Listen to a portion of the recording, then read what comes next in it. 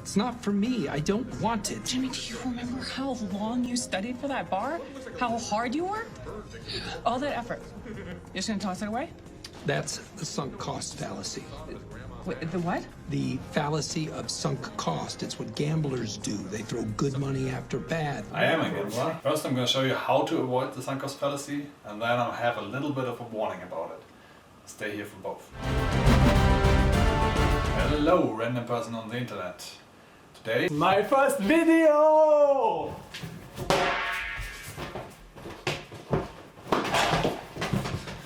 I am super excited about my first video. I learned everything from scratch and super glad it's done now, and it's only gonna get better and better now. Back to recording yarn.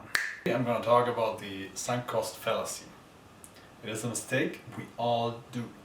You might be thinking, I'm not doing it, I don't even know what it is. I know what it is, and I'm still doing it.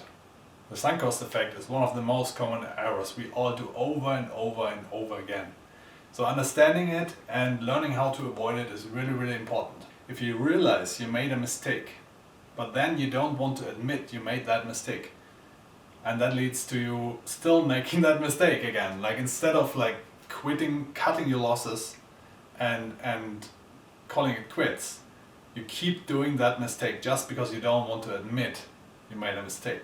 That's what it really comes down to. In poker, we have a saying, in order to win, you must be willing to lose. And that holds true also for other things than poker. So, since this is my first video,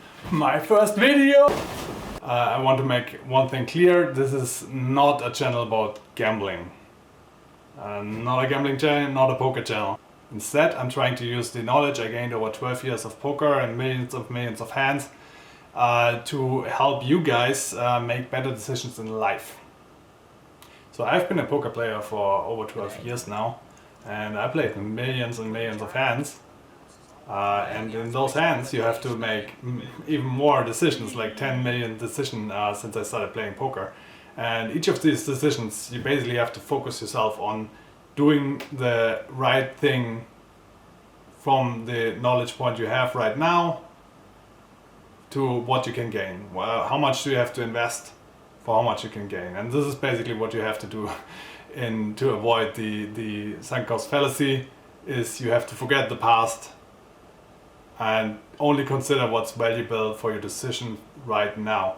And that's why I can talk about this. So Mike McDonald, another famous poker player, had a survey on his Twitter account last month ago if people would go on a cruise if he gave the money to them, and if not, how much money would they want to be paid to go on that cruise? As you can see, 40% of the people actually said, yes, I want that free money, let's go on a cruise. Well, this was on the 27th of February and nobody was taking it serious at that point. But you can also see that there's over half of the people would actually need to get paid money to go on a cruise, even at that point in time. So if you had at that point in time had already booked a cruise, I would argue you are more likely to go on a... So why is that? You most likely saved up for the cruise, you were like happy to go on it, were excited about it, half a year ago you planned it. So you really don't want to lose that. You don't want to lose all your work essentially you put into that cruise. You don't want to admit you made a mistake by booking it. Well, technically, out of poker player's perspective, it is not a mistake because you didn't know it in advance. But anyway, you put it, you shouldn't go on that freaking cruise. A lot of people still do. I mean, just look around. If you look back though, a lot of people would say, okay, that was a mistake that I booked it. And that would be wrong. Anyway, this would be called being results oriented. Maybe a topic for another video. It gets really, really hard if you're really emotionally invested and you really feel like you put a lot of effort, and not only money, maybe money doesn't mean that much to you, but if you put a lot of effort into the things, you have to give up, and it just makes sense to give it up. Then you're emotionally invested. A little secret between us, I had a WoW addiction back in 2006 when WoW came out. I played the crap out of that game. I mean, don't get me wrong, it's a great game. But at some point in 2006, I really did not enjoy the game anymore. and I wouldn't stop. Why? Because I put that much, like my whole life for a couple of months, like 4 or 5 months, was wow. I was playing it all day, every day, and I had put so much effort into getting good at that game, and yeah, I mean creating my character mostly, that I didn't want to give that up, even though it was not fun for me to keep playing.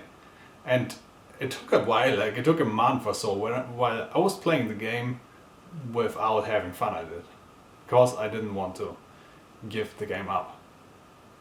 Yeah. So it comes down to this: you have to do what is best to do right now, and not really care about. And I know it's hard. It's basically impossible, because losing makes you feel bad, awful. You want to avoid that. I understand that. Even if you know it, it's really hard to avoid that feeling. And yeah, you're gonna feel bad. But you're also gonna feel bad if you keep doing that mistake, and then you feel even more bad at a later time. This can be expressed in many ways, but it comes down to one sentence. Are you ready? You realize you made a mistake. You don't want to admit you made a mistake. Instead, you keep growing your mistake over and over again, and keep doing it. Why? Because you want to avoid feeling bad. Well, newsflash, you're gonna feel bad one way or the other. If you realize you made that mistake, you're gonna feel bad. There's no way around it. So now that you know what it is, how do you avoid it? Well, it's not easy. You're gonna feel bad one way or the other. So you have to realize that this is the thing that's happening, and then actually readjust for your inner self willing to don't want to accept the losses. So you have to cut your losses even earlier than you think, because you're gonna adjust to that. And then pat yourself every time on the back when you did it, okay? Well, it's gonna take some training though, and you might not get rid of it completely, but you have to over-adjust a little bit in order to get it away. So now we're gonna come to the warning though. Videos about the sunken cost fallacy are probably responsible for so many breakups. And this is why, because you're also emotionally invested, it's clearly a sunken cost fallacy if you keep going in that relationship, even though you might not be happy in it. Yeah. This is why it's mentioned a lot of times, but I would be a little bit careful with that. And here's why. In a relationship, there's downs and ups and downs again, and then it goes up again. You know, this stuff happens.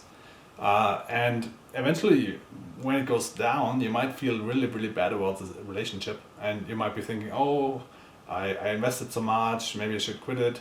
And oh, maybe it's the sunken cost fallacy because I don't want to quit it because of that, so I'm gonna quit it even more. Yeah, don't do that necessarily. This is really important, because while you can buy back your stocks if you sell it on the way down, yeah, you can buy that back once it bottoms and goes up again. You can't buy back your girlfriend once you have dumped her. So you really, really got to think twice about it, first of all. And second of all, you got to not only think, how do I feel about the relationship right now, but also realize that there's a possibility that it gets better and you don't even see this coming. And there's a chance for that. So that's my warning with that. Also, if you study something, I studied computer science, for example. I was like doing a master degree, and in the middle I realized, oh, I probably not gonna do anything of that. So should I finish it? And yes, I did finish it. I mean, I put up so much effort already, really, really a lot of effort in that study. It was a full-time job basically for 5 years or something. And the last years were a pain, and you had so much pain and were going into that study. Should you really quit like 1 year before you finish with that? And this is also a sunken cost fallacy. Obviously, if you don't need the degree, why keep going with something you don't want to do? Well, here's the thing again, like this is a sunken cost fallacy. Of course you have to adjust for that, but you also have to adjust for something you don't see in the future, that like maybe I do need that degree. There's a chance of that, and at the moment I might not see it, but in the future it might be helpful. But it's not helpful, at least not in my country, if you have studied for 5 years and then not get the degree. You need that degree in Austria or in Germany here. So if you quit, you really have lost everything. Even though now the only thing I can really do about my master's degree is brag on YouTube about it. But at that point I couldn't know, and I still don't know if I might need it in the future, you know. And if it turns out I never will need it in my life, this comes down to being results oriented, if you call that a mistake. This becomes more and more likely this is gonna be a future video. So shout out to you, because you're living in the future, and because you live in the future, there's probably a lot of videos already created in my channel, and you can check them out. Also sub and like this video. Goodbye.